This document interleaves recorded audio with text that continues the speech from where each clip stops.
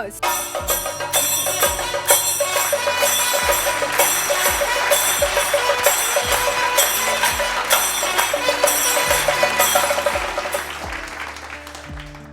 എന്തൊക്കെയുണ്ട് വിശേഷങ്ങൾ?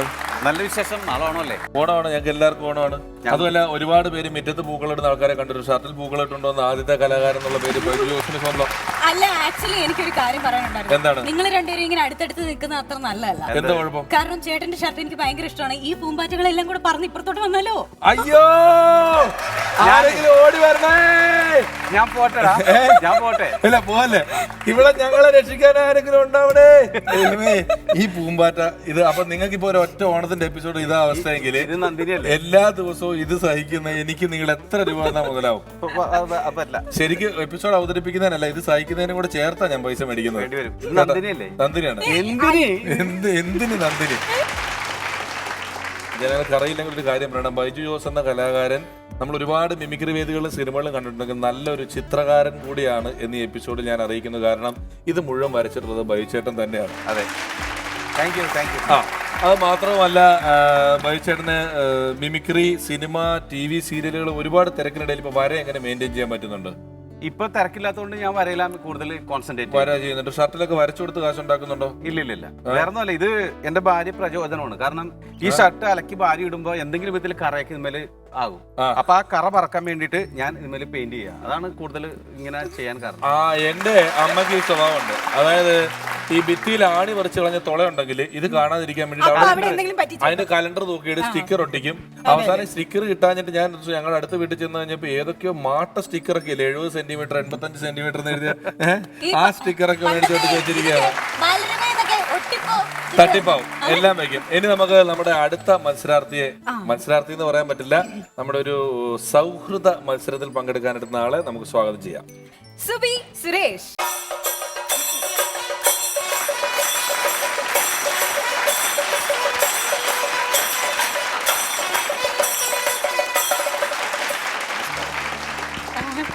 എനിക്ക് ചെറിയൊരു പേടിയുണ്ട്, പക്ഷെ എന്നാലും കൈ കൊടുത്തേക്കാം. ഒന്നും ചെയ്യില്ല. ഇല്ല, ചേച്ചി ഭയങ്കരമായി റാഗ് ചെയ്യും. ഒരിക്കലും ചെയ്യില്ല. സുബിയെ പറ്റി എന്നെ ചെയ്തിട്ടുണ്ട്. കഴിഞ്ഞ പ്രാവശ്യം കണ്ടപ്പോ റാഗ് ചെയ്തു. അതുകൊണ്ട് സുബി ചേച്ചി വരുന്നു എന്ന് പറഞ്ഞ് ഞാൻ ഇന്നത്തെ എപ്പിസോഡിൽ നിന്ന് മാറാന്നൊക്കെ വിചാരിച്ചതാ. നന്നാവുന്നെങ്കിൽ നന്നാമത്തോട്ടെ നടന്ന് സുബി ഒരു ശ്രമം നടത്തി, അത് നന്നായില്ല. അതിനിപ്പോ റാഗിംഗ് എന്നുള്ള പേര് വിളിക്കാൻ പറ്റുമോ? അല്ലേ? അതെ, സുബി എന്താണ് സുബി? ഒരു 5 വർഷമൊക്കെ തപസ് ചെയ്താൽ പ്രത്യക്ഷപ്പെടുന്ന ആരോ പോലെ ഉണ്ട് സുബീനെ ഇപ്പൊ കണ്ടു കഴിഞ്ഞാൽ. അപ്സര സുന്ദരി ഒറ്റ കാലം തപസ് ചെയ്താല് ഇങ്ങനെ വരുമല്ലോ. ഈ മാല കിലോയ്ക്ക് എന്താ വില? 2500 രൂപ. അത്രയും വലിയ മാലയാണോ ഇട്ടിരിക്കുന്നത്? എന്താ സുബിയുടെ ഓണവിശേഷങ്ങൾ? ഓണവിശേഷങ്ങൾ പ്രത്യേകിച്ചൊന്നുമില്ല. ഓണമായിട്ട് വീട്ടിൽ തന്നെ ആഘോഷിക്കാമെന്ന് വിചാരിച്ചു. ഓണവിശേഷത്തിൽ ഇത്രയും വലിയൊരു വേദിയിൽ വന്നതിൽ ആദ്യം തന്നെ സന്തോഷമുണ്ട്. ശരിക്കും ചെറിയ വേദിയാണ്, ഞാനൊക്കെ നിൽക്കുന്നുണ്ട് വലുതായിട്ട് ഫീൽ ചെയ്യുന്നതാ. അതെ, ഗ്രാൻഡ് ആയി പോയി. വേദിക്ക് വിഷുവിന് താങ്ങാൻ പറ്റുന്നുണ്ടോന്നാണ് എന്റെ സംശയം. അത്ര ഇതുണ്ട്. ഈ സുബിയുടെ ഒരു മാനേജർ എന്ന് പറയുന്ന അവസ്ഥയിലാണ് സുബിയുടെ അമ്മ. എപ്പോൾ വിളിച്ചാലും സുബിയുടെ അമ്മ എടുക്കും. അല്ലെ സുബി 16-ാം തീയതി ഒഴിവാണോ എന്ന് ചോദിച്ചാൽ ഫോൺ എടുത്തിട്ട് അമ്മയാണ് സംസാരിക്കുന്നത്, 16-ാം തീയതി നോക്കിയിട്ട് പറയാന്ന് പറയും. അങ്ങനെ അമ്മ എല്ലാ കാര്യങ്ങളും നോക്കും സുബിയുടെ. കഴിഞ്ഞ ഓണത്തിന് മാവേലിക്കര ഭാഗത്തുനിന്ന് ഒരു പരിപാടിയുടെ കമ്മിറ്റിക്കാർ എന്നെ വിളിച്ചപ്പോൾ എന്റെ കൂട്ടത്തിൽ സുബി ഒരു 10 വർഷത്തിൽ കൂടുതൽ ഞങ്ങൾ ഒന്നിച്ച് പ്രോഗ്രാം ചെയ്തത്. അപ്പൊ എന്നെ വിളിച്ചിട്ട് ചോദിച്ചു, നിങ്ങൾക്ക് ഇന്ന ഡേറ്റ് ഒഴിവുണ്ടോ എന്ന് ചോദിച്ചു. ഞാൻ എന്റെ കൂടെയുള്ള ധർമ്മജൻ, സാജൻ പുലർത്തി അവരേക്ക് വിളിച്ചു.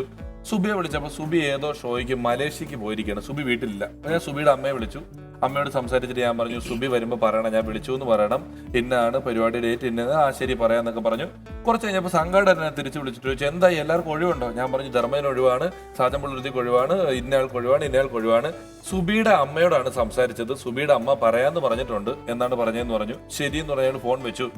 15 മിനിറ്റ് കഴിഞ്ഞപ്പോൾ ഈ സംഘാടകൻ എന്നെ വീണ്ടും വിളിച്ചിട്ട് പറഞ്ഞു, രമേശ്, ഞങ്ങളിപ്പോൾ അടിയന്തരമായിട്ട് സെക്രട്ടറിയും പ്രസിഡന്റും എല്ലാവരും കൂടെ ഒരു മീറ്റിംഗ് കൂടി, ഞങ്ങൾക്ക് സുബി തന്നെ വേണം, സുബിയുടെ അമ്മ വേണ്ട പരിപാടിക്ക് എന്നൊരു ആവശ്യമില്ല. അങ്ങനെയും നടന്നിട്ടുണ്ട് പല കാര്യങ്ങളും സുബിയുമായിട്ട് ബന്ധപ്പെട്ട്, അല്ലെ? സുബി വാശിയേറെ മത്സരമാണ് ഇവിടെ നമുക്ക് നടത്താനുള്ളത്.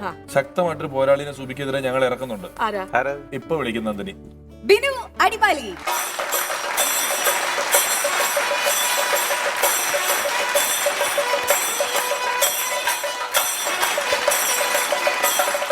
ബിനു അടിമാലി അറിയാലോ?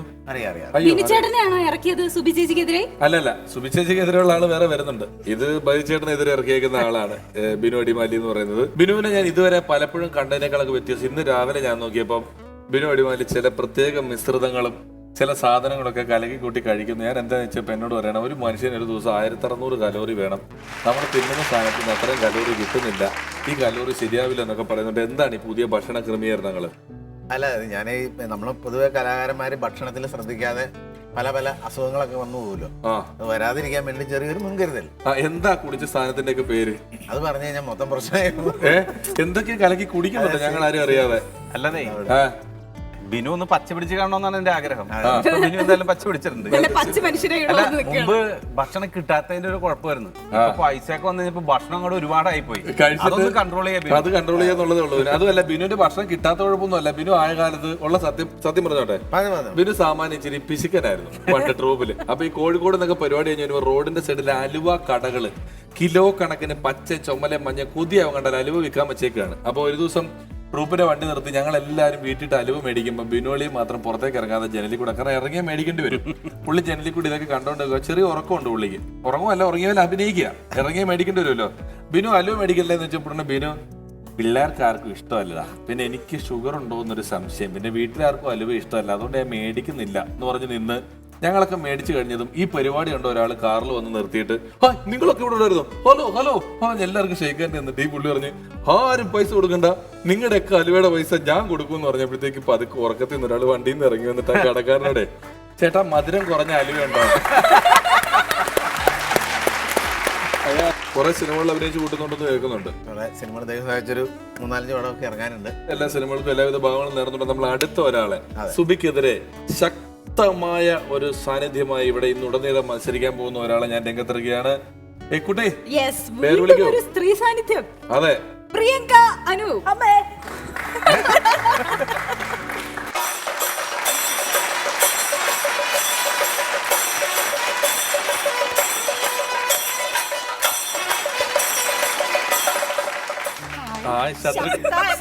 ഇതിന് മാത്രം കാര്യരിപ്പിന്റെ ശക്തിയുള്ള ഒരാളെ കൊണ്ടുവരും ഞാൻ വിചാരിച്ചില്ല. ഇത് പ്രിയങ്കയല്ല, പ്രിയങ്കം. അംഗത്തിന് റെഡി ആയിക്കോ.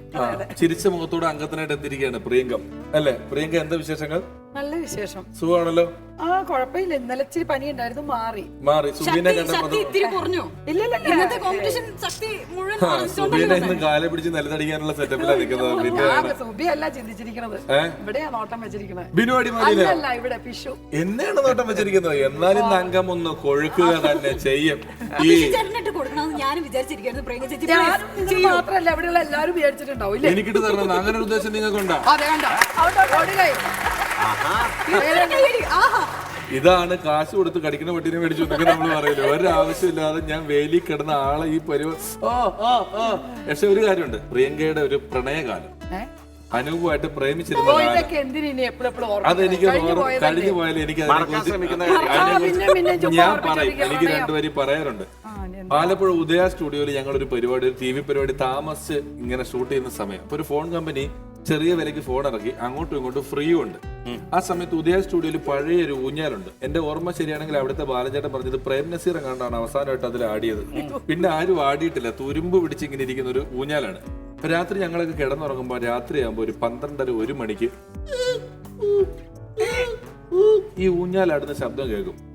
പ്രേതമാണോ ഭൂതമാണോ ഒന്നും അറിയാം. എല്ലാവരും മിണ്ടാണ്ട് ഇറക്കും. അടുത്ത ദിവസം ഇറങ്ങിയിട്ട് ഞങ്ങൾ ചോദിക്കും, നീ ഇന്നലെ ഒച്ച കേട്ടോ? കേട്ടു. നീ ഇന്നലെ ഒച്ച കേട്ടോ? കേട്ടു. എന്തോ പ്രശ്നമുണ്ടല്ലോ എന്ന് പറഞ്ഞു. അടുത്ത ദിവസം കേട്ടു. 3-ാമത്തെ ദിവസം ഇത് എന്താണെന്ന് അറിയണമെന്ന് പറഞ്ഞ് ഞങ്ങളൊക്കെ ഉറങ്ങാതിരുന്നപ്പോ രാത്രിയായപ്പോ ഒരാൾ നടന്നു വരുന്നു, ആ ഊഞ്ഞാലിൽ ഇരിക്കുന്നു, ആടുന്നു. ആകെ ടെൻഷനായി. ഓടി പമ്മി ചെന്ന് അടുത്തിരുന്ന് നോക്കിയപ്പം അനൂപാണ് ഇപ്പോഴത്തെ പ്രിയങ്കയുടെ ഭർത്താവ്. ഇവൻ രാത്രി ഞങ്ങൾ ഉറങ്ങിക്കഴിഞ്ഞാൽ പ്രിയങ്കയോട് സംസാരിക്കാൻ വേണ്ടി റൂമിൽ നിന്ന് പതുക്കെ എണീറ്റ് ഫോണുമായിട്ട് പോയിട്ട് ഊഞ്ഞാലിരുന്ന് ആടി അങ്ങോട്ട് വിളിയാണ്. അങ്ങനെ ഞങ്ങൾ ഇവന്റെ ഫോൺ പിടിച്ചെടുത്ത് നമ്പർ അടിച്ച് നോക്കിയപ്പോഴാണ് ഇവര് പ്രേമത്തിലാണെന്നുള്ള കാര്യം ഞങ്ങൾ പിടിച്ചത്. ഓഹോ, അന്ന് എന്നെ പട്ടി എന്ന് വിളിച്ചത് പിഷാരടിയല്ലേ? പിഷാരടിയല്ലേ? ഞാൻ കുറെ നാൾ കൊണ്ട് നോക്കിയിരിക്കാം എന്നെ പട്ടി എന്ന് വിളിച്ചത് ആരാ. ഞങ്ങൾ ഫോൺ മേടിച്ച് അവനെ തിരിച്ചു വിളിച്ച് ഞങ്ങൾ ചീത്ത പറയും. നീ ആരാന്ന് പറഞ്ഞു. ചീത്ത പറയില്ല. അങ്ങനെയാണ് ഞങ്ങൾ അന്ന് ആ പ്രേമം പിടിച്ചത്. പക്ഷെ ഇന്ന് പ്രിയങ്ക മാത്രം എനിക്ക് എതിരുണ്ട്. നന്ദിനി നമ്മൾ ഒറ്റക്കെട്ടായിട്ട് നിൽക്കണേ ഇനിയെങ്കിലും. സുബി നമ്മൾ ഒറ്റക്കെട്ടായിട്ട് നിൽക്കണം. നമ്മൾ ഒറ്റക്കെട്ട്. ആ ബിനോലിയ നിങ്ങൾ മൂന്നും ഞങ്ങൾ മൂന്നും ഓക്കെ ആണല്ലോ. എന്നാ ഇനി അഞ്ചാമത്തെ ആളെ വിളി. സ്ത്രീരത്നമായിരിക്കും ഇവിടുന്ന് ഈ ട്രോഫികൾ മുഴുവനും മേടിച്ചോട്ട് പോകുന്നത്. പുരുഷൻ കൊണ്ടുപോയില്ലെങ്കിലുണ്ടല്ലോ ഇവിടുത്തെ കമ്പ്യൂട്ടറിന്റെ പേര് പുരുഷൻ എന്നാണെങ്കിൽ നീ അടുത്ത മത്സരാർത്ഥി വിളിക്കുക. അയ്യോ എന്തോ ചേട്ടാ, എന്താ മത്സരാർത്ഥി ഇല്ല. ഇല്ല. അതാണ് ഇന്നത്തെ എപ്പിസോഡിന്റെ ഏറ്റവും വലിയ പ്രത്യേകത. സാധാരണ ഫസ്റ്റ് റൗണ്ടിൽ തന്നെ നമ്മൾ ഒരാളെ ഔട്ടാക്കാനുള്ള അവസരം കൊടുക്കാറുണ്ട്. പക്ഷേ ഇവിടെ അങ്ങനെ ഒരു കനത്ത മത്സരമില്ല. ഓണമാണ്, എല്ലാത്തിനും ഓഫറുകളുണ്ട്, രസമാണ്, നമ്മൾ ആഘോഷിക്കുകയാണ്. അല്ല ഫസ്റ്റ് റൗണ്ട് ഇല്ലേ? ഇല്ല, അത് വേണ്ട. അതെന്താ അങ്ങനെ? ഫസ്റ്റ് റൗണ്ടിൽ നിങ്ങൾ ഒരാളെ ഔട്ടാക്കണം. സാരില്ല, ഞങ്ങൾക്ക് താല്പര്യമുണ്ട്. ഇല്ല, ആ റൗണ്ട് ഞങ്ങൾക്ക് താല്പര്യമില്ല. നിങ്ങൾക്ക് കുഴപ്പമുണ്ടെങ്കിൽ ഞങ്ങൾ ചെയ്യില്ല. ഒരു പ്രോഗ്രാം നടത്തുമ്പോൾ ഞങ്ങൾക്കും ആ താല്പര്യമുണ്ട്. ആ റൗണ്ട് വേണം. അതിദേവഭാവം എന്നാണല്ലോ. ശരി, നിങ്ങൾ കയറിയേക്ക്. 1 2 3 4 നമ്പറുകളിൽ കയറിയേക്ക്. 5 വേണ്ട. ആ നന്ദിനി, നിങ്ങൾക്ക് എല്ലാവർക്കും സ്ലേറ്റ് കൊടുക്കും.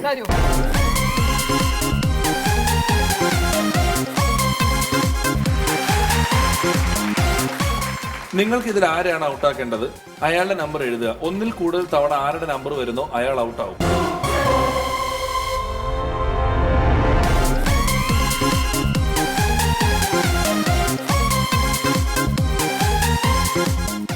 ബിനു എന്നായിരുന്നു മാർത്താണ്ഡവർമ്മയുടെ ഭരണപരിഷ്കാരങ്ങളോ?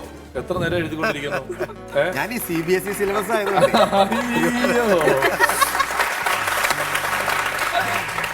ചേട്ടാ മതിക്ക സ്ലേറ്റ് ഒന്ന് തിരിച്ചേ. ആരും നോക്കരുത്. വേണ്ട, ഒരുമിച്ച് നോക്കാം. എനിക്ക് ഇഷ്ടപ്പെട്ടു.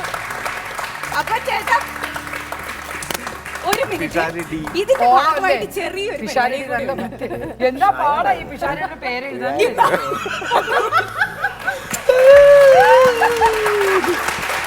രണ്ട് പെൺകുട്ടികൾ ഈ പ്രോഗ്രാം അവതരിപ്പിച്ചു എന്ന് പറഞ്ഞ് ഈ പ്രോഗ്രാമിന് ഒന്നും സംഭവിക്കാൻ പോകുന്നില്ല. എനിക്കൊരു ചെറിയ കാര്യം പറയാനുണ്ട്. ഇതിന് പിന്നിൽ അമൃത ടിവിയുടെ തലപ്പത്ത് തൊട്ട് താഴെ വരെയുള്ള ആൾക്കാരുടെ സംഘടിതമായ ഒരു പ്രത്യാക്രമണം ഞാനുണ്ടെന്ന് മനസ്സിലാക്കുന്നു. നിങ്ങൾ എല്ലാവർക്കും ഞാൻ വഴിയ കാര്യങ്ങൾ കാണിച്ചു കേട്ടോ. ആ സ്ലേറ്റ് മേടിച്ചോളൂ.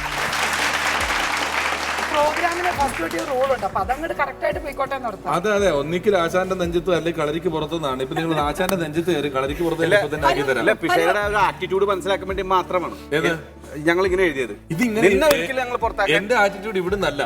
നിങ്ങൾക്ക് ഇനി വീട്ടിൽ രാത്രി ജനൽ എറിഞ്ഞു പൊട്ടിക്കുക, നിങ്ങൾക്ക് ടിവിയുടെ കേബിൾ വലിച്ചാരണ്ട് ഊരി കളയുക, വീട്ടിൽ നിന്ന് വിലപിടിപ്പുള്ള സാധനങ്ങൾ അതൊക്കെ തുടങ്ങുമ്പോൾ എന്നെ സംശയിച്ചാൽ ഒരു കാര്യം ചെയ്യും. എല്ലാരും അവനവന്റെ പ്രസംഗ പീഠങ്ങളിലേക്ക് പൊക്കോളൂ.